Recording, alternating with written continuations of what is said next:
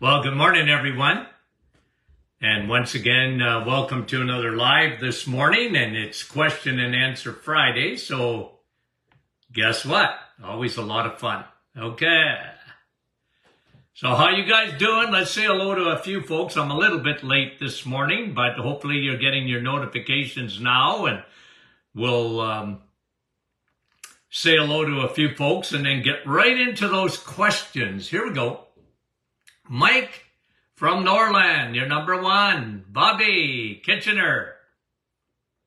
Francis Marie, good morning. Andrea, Niagara Falls. Nicole, Sudbury. Deb Timmons. Mary, Norwich. Good morning. Linda. Oh, I love those Lindas from New Brunswick. Jeanette, bonjour. Vince, how is you? And Andrea, Nouveau-Brunswick. Janice, good morning. Happy Father's Day weekend. Yeah, Barbara. Anna, how are you?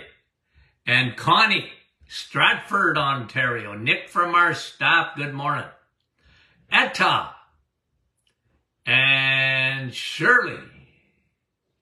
Twin Gate, Newfoundland. Daphne.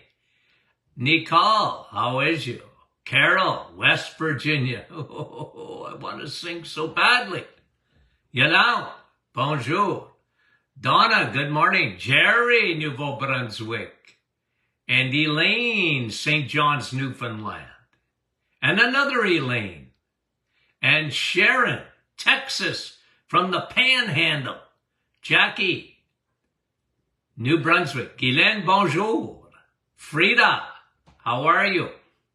And Gail, some of you are saying I miss you. Fran, Sunnyvale, Karen, beautiful. And I just missed someone there. It came up and then it went up into my cloud. Diane, Jane, and is it Dr. McEwen's birthday? And Katharina, Jeanette from Kapuskasing, couple of more. Carol, Mount Pearl, Newfoundland, and Karen, good morning. Jean, Peterborough. Okay, Sandra and Leela, good morning. Okay, let's get to my questions. And here we go. And Maxime, can leaky gut cause muscle stiffness in the upper back? Not really. Look, leaky gut is at the root of chronic disease. Leaky gut, high circulating insulin, oxidative damage.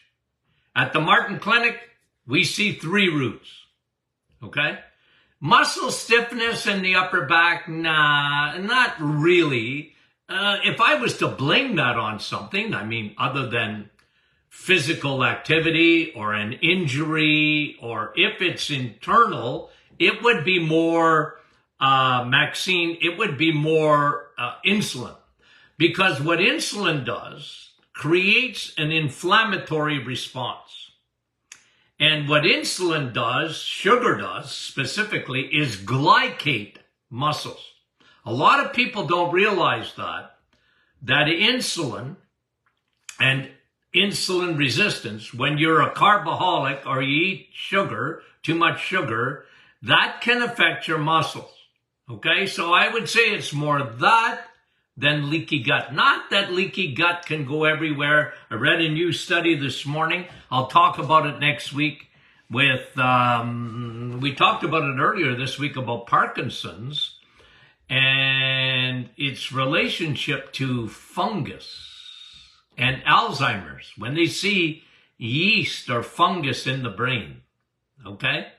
So sugar in the brain, yeast in the brain, leaky gut, leaky brain, all this and that.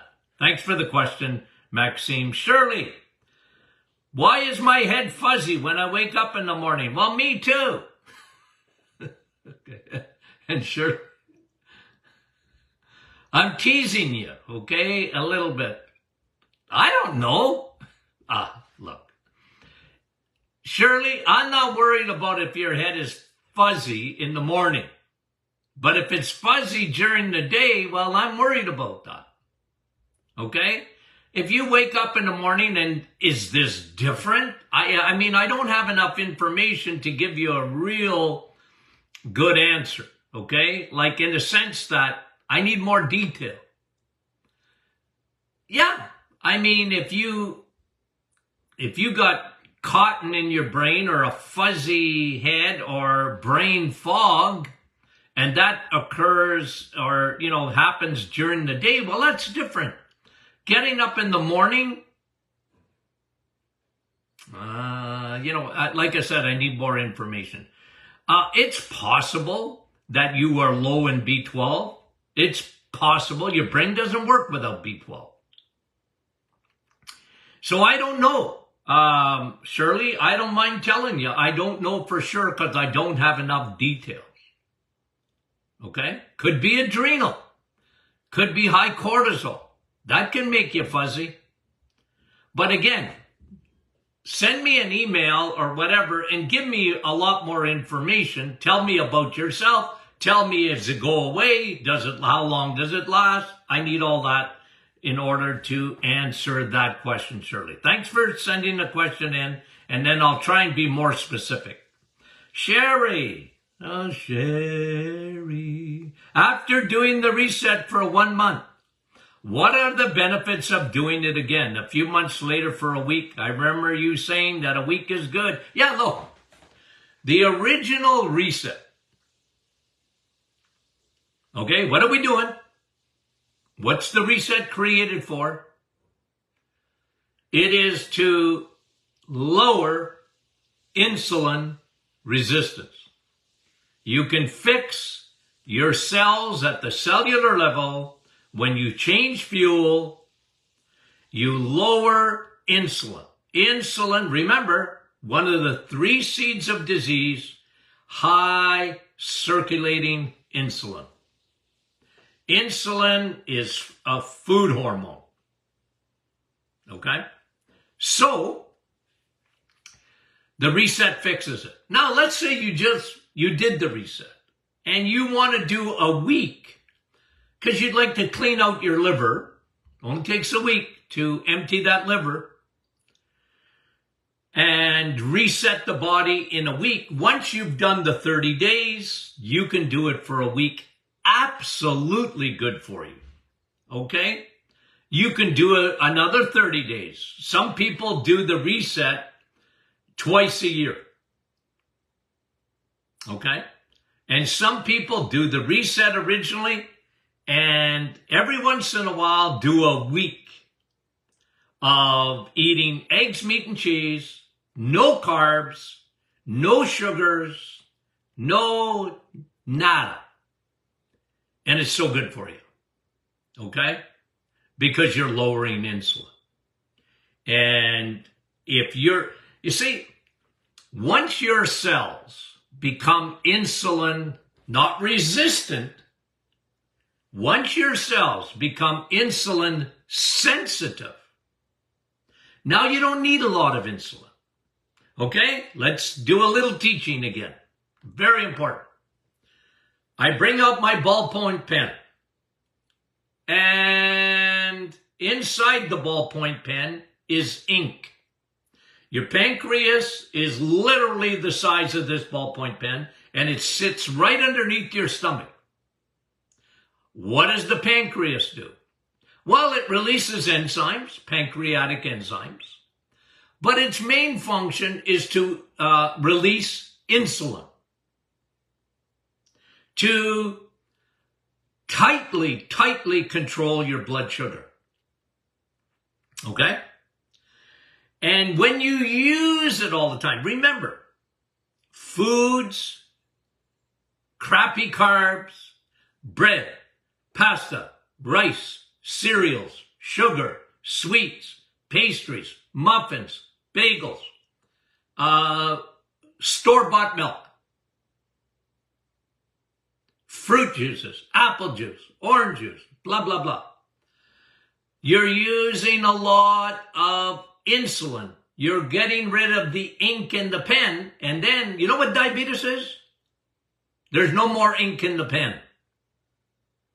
But it all starts with your cells saying, insulin, I'm so sick of you. I hate you. You come to my house every day. You knock on the door several times a day, and I'm tired of you. Your cells resist insulin, but your pancreas has a job to do. It will squirt insulin at the cells until the cells open up. Okay? Now, but what happens on the reset? Proven, 100%. Because you're not using much insulin for a period of time, 30 days, your cells change. Now they go, you know what, insulin, I kind of miss you. You're not so bad after all. But here's the rules. Just come around once in a while. And let's be friends again. And your cells become sensitive to insulin. It doesn't need much. And the idea is the food choices you make. Guys, listen, Linda. The best thing you can do for your health. The best thing you can do for your health to prevent cancer, to prevent heart disease, to prevent autoimmune diseases, Alzheimer's disease, diabetes. You want to prevent those things? Eggs, meat, and cheese. And the reason is because you don't need a lot of insulin. And when you understand that, you understand more than 99% of the physicians that I know. 99% more than the dietitians that I know. Because they don't take insulin into their equation. They think of calories. They think of fat. Ooh! They think of cholesterol. Ah! They think of fiber. You need fiber. Fiber. And we got a question about fiber this morning. Guys, it's insulin. I know it's simple. I know it's simplified. But that's the truth. Okay? So, Sherry, thank you for asking that question. Wendy, what about eating duck eggs? Excellent. Duck? Yeah. Look, I seen the nutritional profile of a duck egg. And they're excellent. Eggs are excellent. Don't avoid eggs. When someone tells you to avoid eggs, run. Unless you have an allergy to it. Okay? You have an allergy to eggs. Some people do. Well, what can I tell you? I feel sorry for you. But if you don't have an allergy to eggs, what, like a vegan, what are they thinking? Well, Dr. Martin, I don't eat any animal products. I know, but I feel sorry for you. And you're wrong. You're 100% wrong. You got indoctrinated. It's not true. Look at the nutritional profile for an egg. It's got everything in it, including cholesterol. Eat the yolk.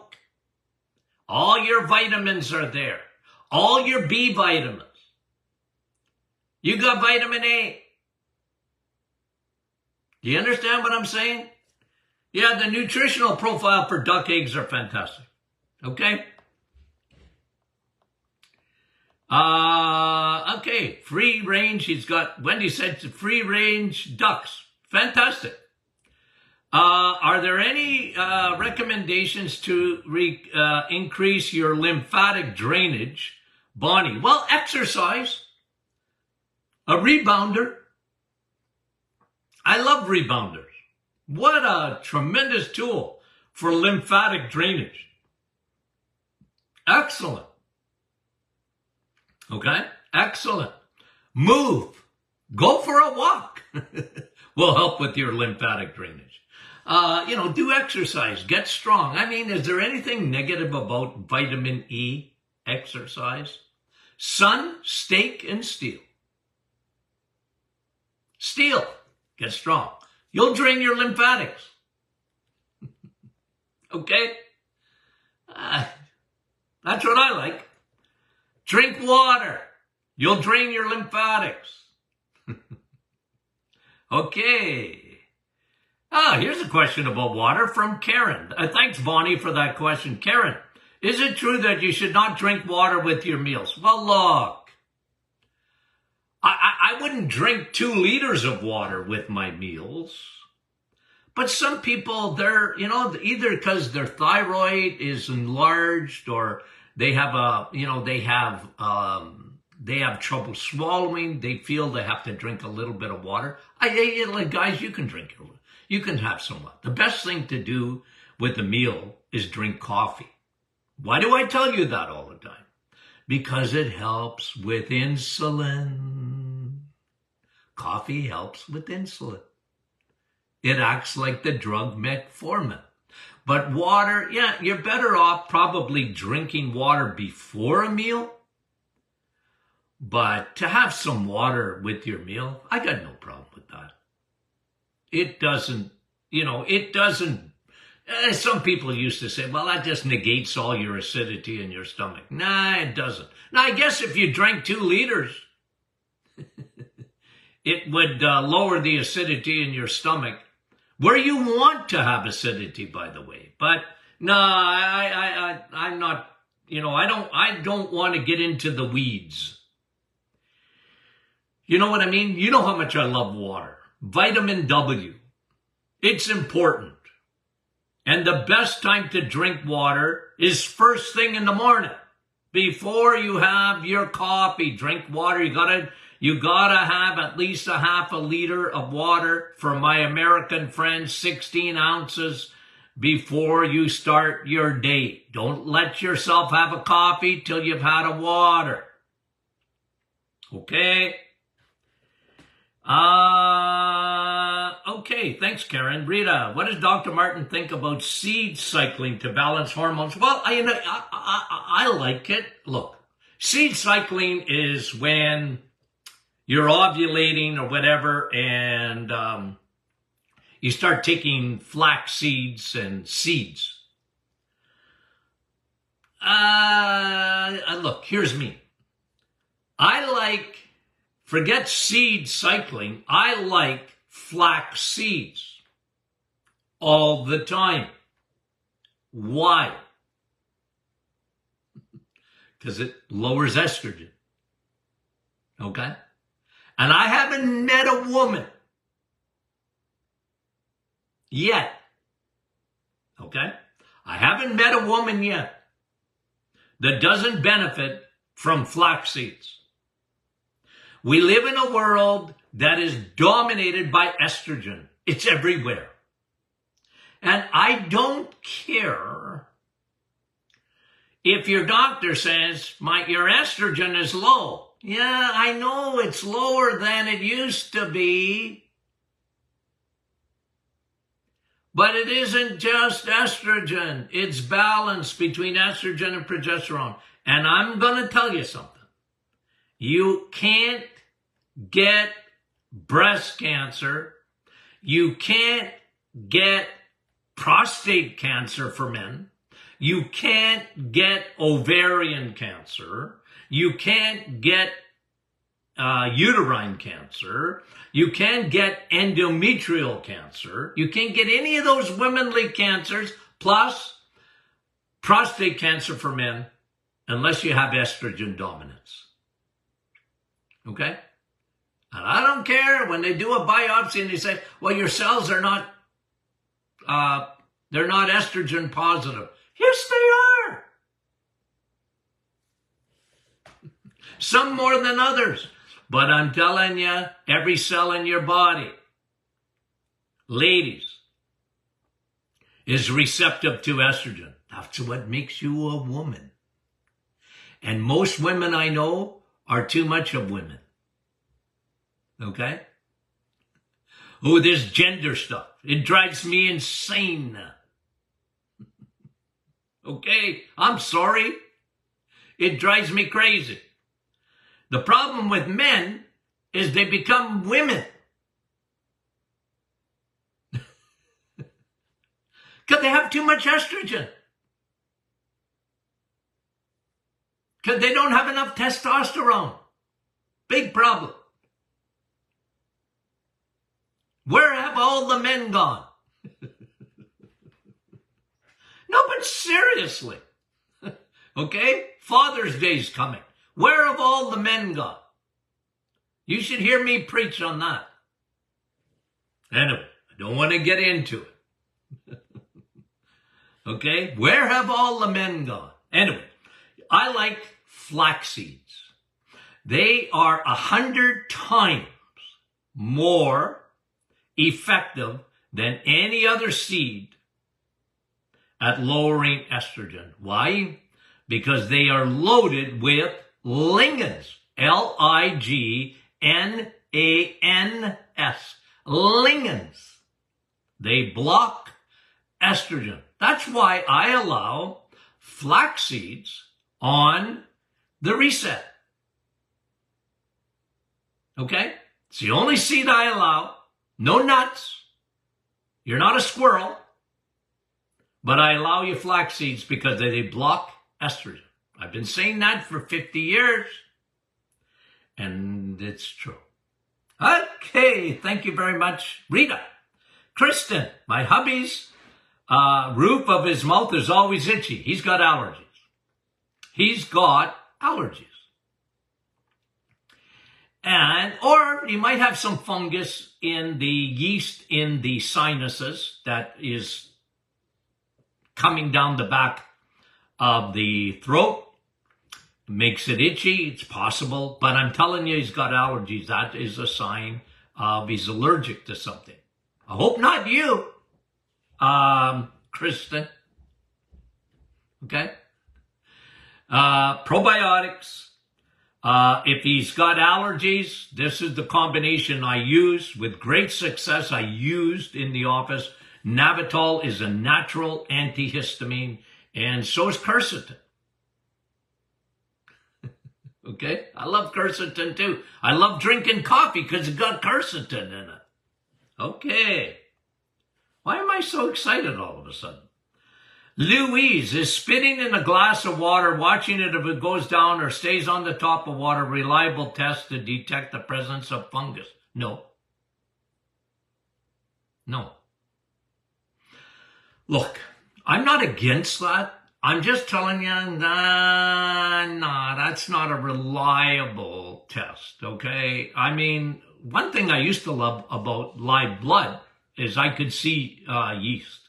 I could see fungus in the bloodstream. Okay, so I don't like that spit test so much. I wasn't big on it. I could culture yeast with a little bit of a swab. But look, it's more symptoms, and leaky gut is, if you get leaky gut, if you've taken an antibiotic, if you're taking painkillers, even over the counters like Tylenol, Advil, whatever, they destroy your microbiome. And if you destroy your microbiome, you probably have yeast in your body. Everybody has some, But if it becomes invasive, you want to get rid of it. So don't feed it. Don't feed it. Yeast will die off if you don't feed it. And that's why I love broad spectrum probiotics, because they help to repair the leaky gut. You got to repair, you got to replenish that microbiome, and especially that little lining that seals between your blood and your gut and your blood. And you want to do that here with your blood-brain barrier. It's bacteria. It's microbiome. Fix the microbiome, and you get rid of leaky gut. Okay? I know the test, but Louise, to be honest, I never found it to be that accurate. Okay? Modified milk, Sue. I see it's in cheese. Well, not all cheese necessarily. Modified milk. It's more of a liquid thing that they do. They use it in a lot of things. Am I against it? Yeah. A lot of it is crap. Look, don't ditch dairy, okay? Don't ditch it. Switch it. Okay? So if you got modified milk ingredient, they put it in yogurt sometimes and that. Read labels. And usually it's processed to some extent. Yeah. You're never going to have rarely are you going to find a perfect world. So, read your labels. Sue, thank you for the question. Is it okay? It's not my favorite, but, it depends. Rosaire. The question I have is, when taking probiotics in the morning, does the acid in my stomach negate the benefits of the probiotic? Well, it depends. It depends if you have a good probiotic or not. If you got a high quality probiotic, guys, I'll tell you something, okay? Dairy probiotics are good. If you have to refrigerate a probiotic, I'm not saying it's no good. Just understand that a lot of times it ain't getting past the stomach acidity. You have a high quality soil-based probiotic. You can travel with them. They go anywhere. You can heat them up. You can do whatever you want to them, and you won't destroy it, including the stomach acid. Okay? Including. But if you read the label on probiotics, we usually tell you, take it on an empty stomach, meaning that you don't want to have 2 pounds of food in your stomach necessarily. Some people, look, it will get to where it belongs. If it's a good probiotic, it will get to where it belongs. Okay? Thanks, Rosaire, for the question. Can Dr. Martin please explain how to drain clear blocked sinuses from a head cold, which lasted over a week and is not improving? Oil of oregano. Sniff it. Okay? No, but seriously, I love oil of oregano. Okay? And you can put a couple of drops on a Q-tip. Okay? Here's a way of doing it. Put a couple of drops of oil of oregano on a Q-tip. Lie on your back. Put the Q-tip. Don't have to go very far. Otherwise, it's Chinese torture. Okay? Put the Q-tip just in a little bit, insert into the sinus, and sniff. Okay?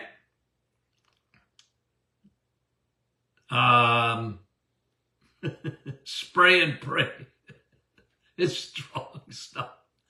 But fungus, yeast, bacteria, viruses hate oil of oregano. It is the natural antibiotic, natural antiparasitic, natural antiviral. It is fabulous. And when you have sinuses, look, the best thing to do at the start of a cold, you got a cold coming on, get at it right away with that virus. Remember, most viruses come in through the nose and the eyes. You touch your eyes, your nose, That's where they come in. That's why I like the invisible mask. Vitamin A found in steak and eggs and cheese, but mostly in steak. Okay? And that's really important. I love vitamin A because it protects the real mask that you should wear. The other mask, viruses, don't do a thing. Proven. Masks do not protect you from a virus. I don't care if it's 595, whatever they call them. N95s or N, whatever. What were they? I can't remember. But they didn't protect you from viruses. I'm sorry. I still see people today with a mask on. I say, you know what? You should wear the invisible mask. Vitamin A mask. Oh, Doc, how come no one told me about that? They should have. Okay. Don't get too excited. Thank you, Robin. And Wanda Joy, can anything be done to slow or stop the growth of cataracts? Absolutely you can. Now, it's always best to prevent. But what do I always say about your eyes? What is it based on? Circulation. Circulation. Okay? It's based on circulation. Your eyes, blood supply. Now, remember, okay? I'm just going to show you something again. I'm going to pick a little hair off my head. I don't have many. I'll try and take one right here at the top of my forehead where they don't belong. You can't even see it. I got a strand of hair. Oh, there it is. You got little capillaries. They're the connection between your arteries and your veins. You got blood supply in the eyes, and where sugar damages your eyes, it starts with capillaries. When you want to get rid of cataracts, well, stop eating sugar that destroys your circulation. Kidneys, circulation. Eyes, circulation. Heart, circulation. Brain, circulation. Blood supply.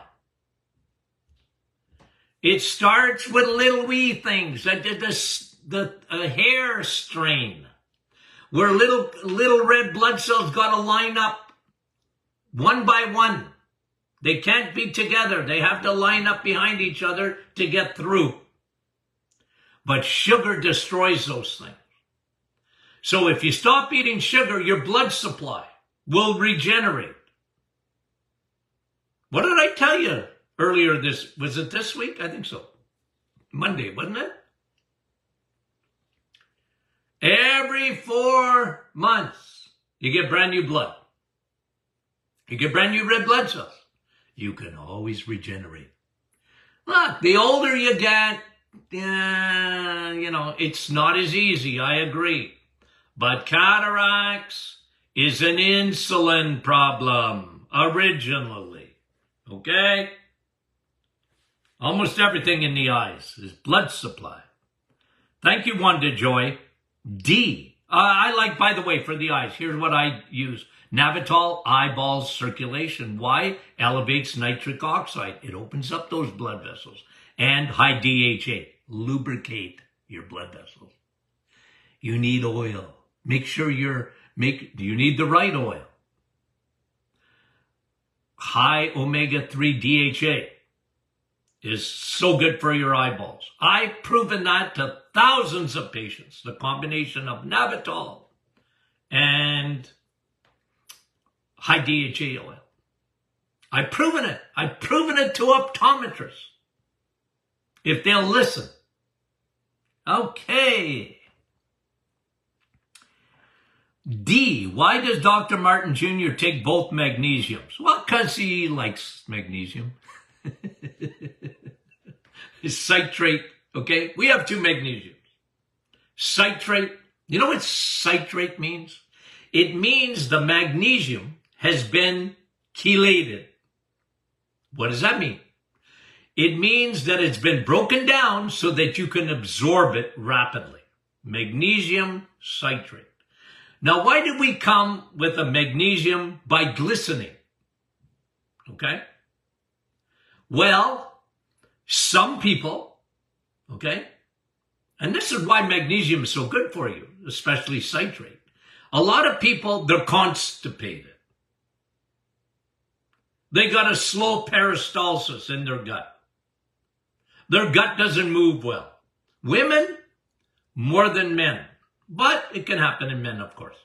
Magnesium is famous for relaxing things. When you think magnesium, think of the word relax. Relaxes blood vessels. Relaxes the gut. Now, sometimes with citrate, it can cause a loose stool. Okay? So we came out with another magnesium for those people especially. Okay? Magnesium citrate, my magnesium biglycinate, they're fabulous magnesiums. Well absorbed, readily absorbed into the body. You know I'm big on magnesium because most people don't get enough magnesium. I like magnesium. Okay? And Dr. Martin Jr. takes both. So do I. Okay. But you can pick one or the other. Okay. Kathy, what do you think of fiber for health, for heart health?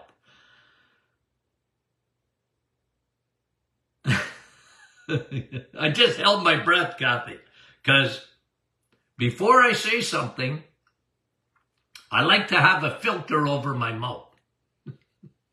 Because I get,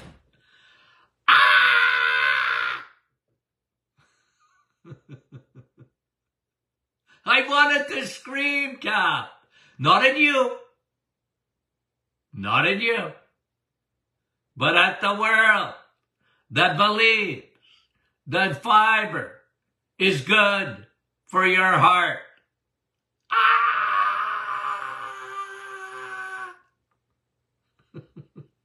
It's so overrated.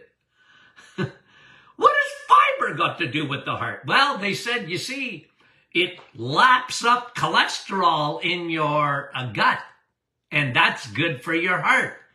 No, it's not. No, it's not.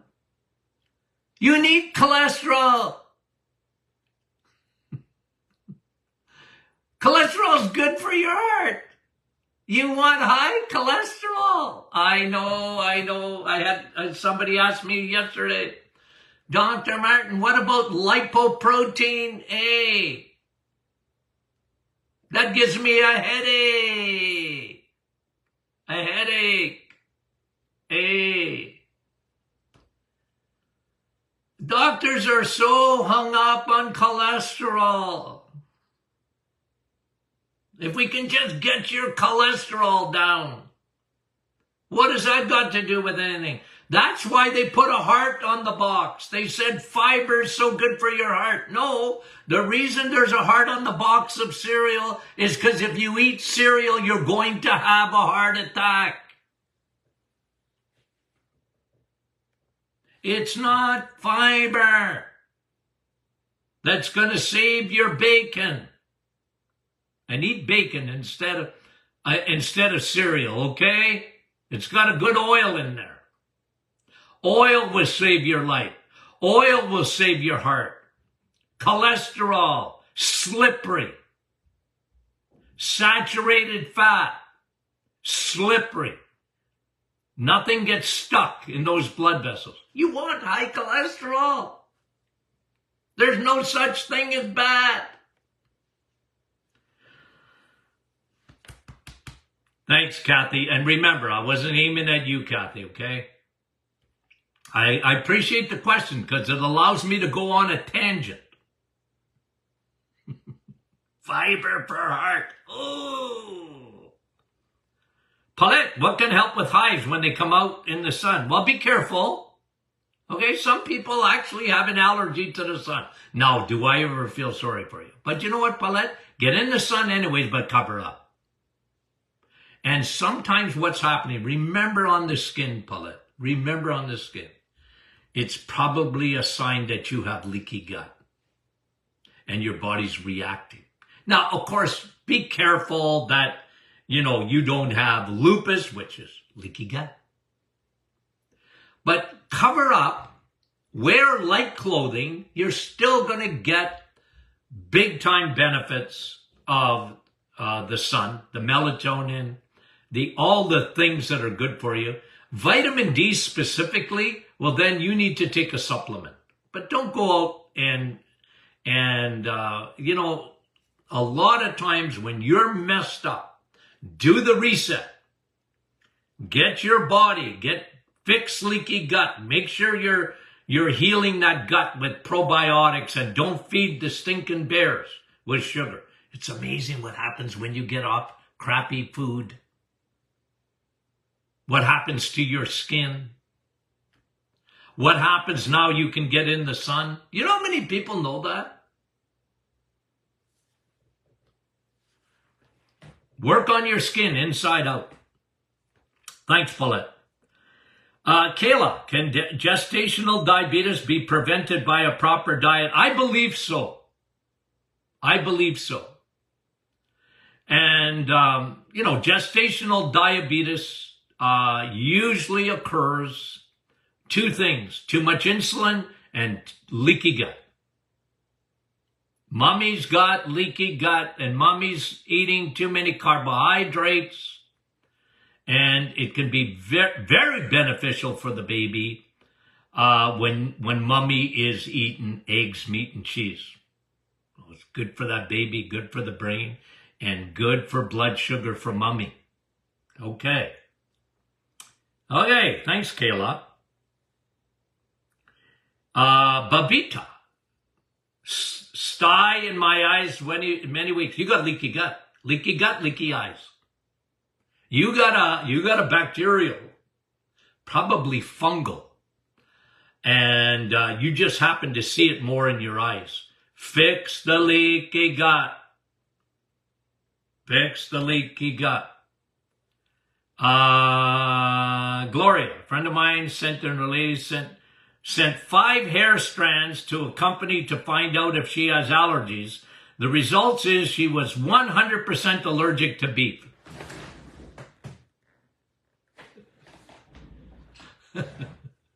I just passed out, okay?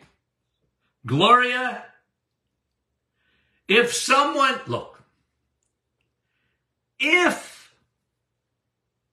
you're in the 1/10 of 1/10 of 1/10 percentile of people that can't eat beef, that drives me crazy that you would send hair analysis. Look, am I against hair analysis? No.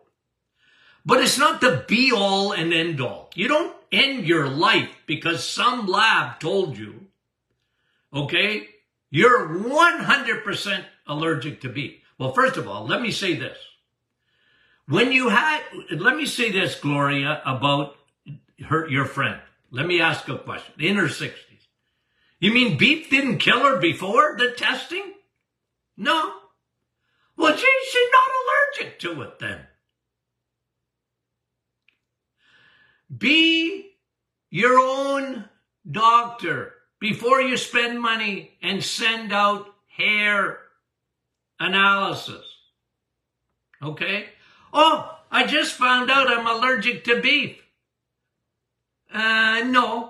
Because if you were allergic to beef, every time you had beef, you got sick like a dog. That's allergic to beef. Anyway, look, I don't mean to minimize it, but I do. Like, it drives me crazy. Look, I used to tell my patients, okay, I did all my tests in the office. And they said, Doc, I want to do allergy tests, even more specific. I said, well, I have a kit. You give me $600. Now, I'll take your blood. I'm going to send it to a lab in the United States. And they're going to send me $200 back. Okay? That's my fee. And the lab fee is $400. I get $200. They get $400. And they're going to come back with a test. I mean, you're going to get a report like nobody's business. But can I save you the money? Be your own doctor. Do the elimination test. I eliminated dairy, for example. You know what? I guess I did have some, I don't do well with dairy. Okay, there's your clue. That didn't cost you $600. And you know when you have leaky gut? A lot of times it'll come back where on the testing for allergies that you're allergic to yourself, for heaven's sakes. You got every allergy known to man. What do you think autoimmune is?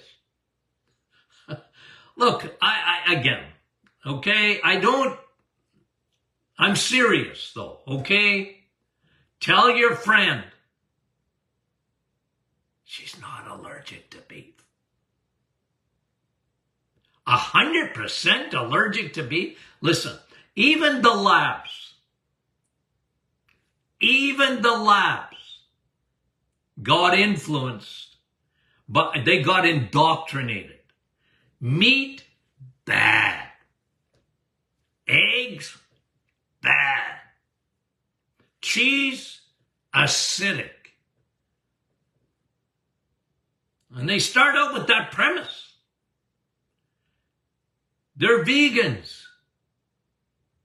Most of them. Breathe, doc, breathe. Okay.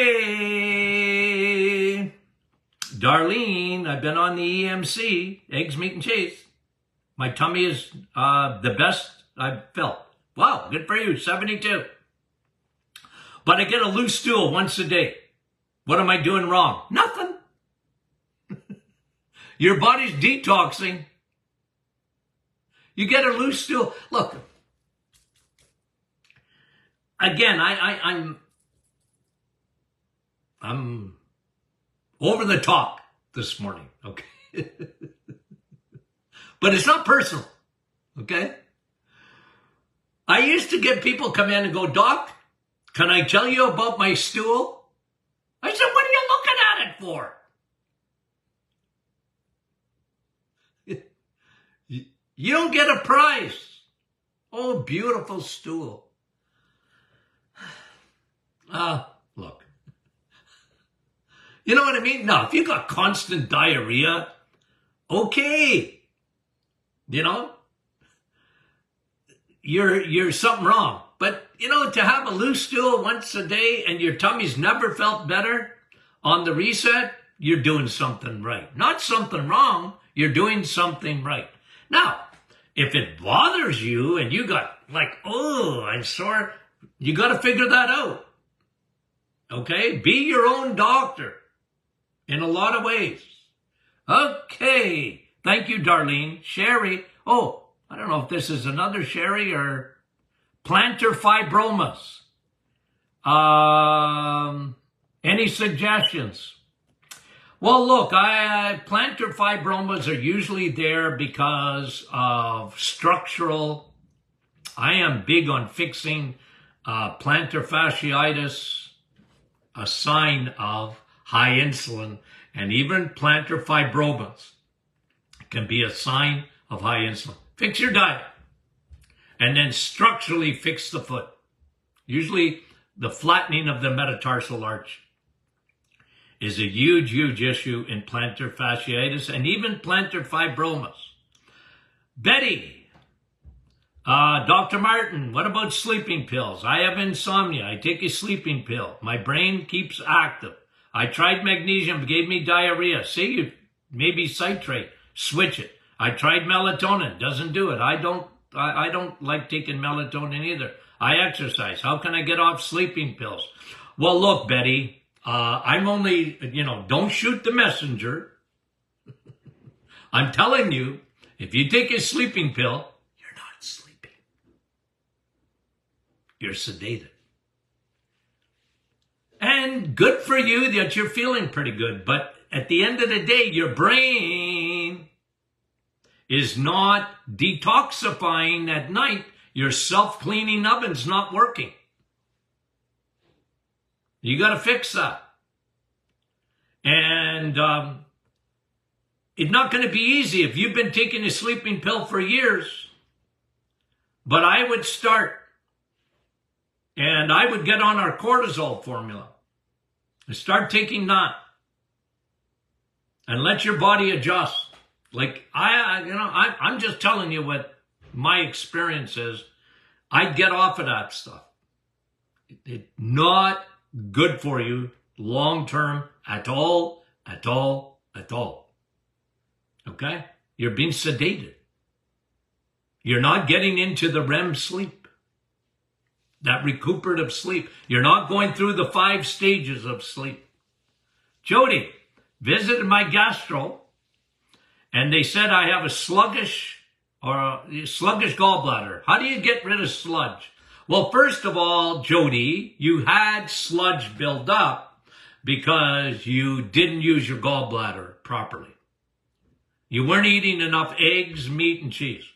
But if you have sludge and it's bothering you, okay, if it's not bothering you, I wouldn't worry about it too much, because once you start using that gallbladder, it will work properly and you'll get rid of the sludge. If you have sludge that's bothering you, here's what I recommend, and it works almost every time. Don't eat fatty, like don't eat a lot of eggs. Don't eat a lot of cheese right now until you get rid of the sludge. And don't eat a lot of fatty meat. Eat more chicken. Okay? Temporarily. And take digestive enzymes every meal. And do not eat at night. Give your body many, many, many hours. Do the intermittent fasting. Go past 14 hours. If you stop eating at 6 o'clock, don't eat at night. And if you don't have to have breakfast even, give your body a chance to melt that sludge out of your gallbladder. It shouldn't take you more than a couple of weeks of doing that. Okay? Now, and it works. Drink a lot of water. Okay? And don't eat. Don't eat at night. And cut back on the fat temporarily until that sludge is gone. And start over again. Okay, Linda, last question. Oh, geez, we've been going for almost an hour. What are the doc's thoughts on liquid charcoal? I don't like it.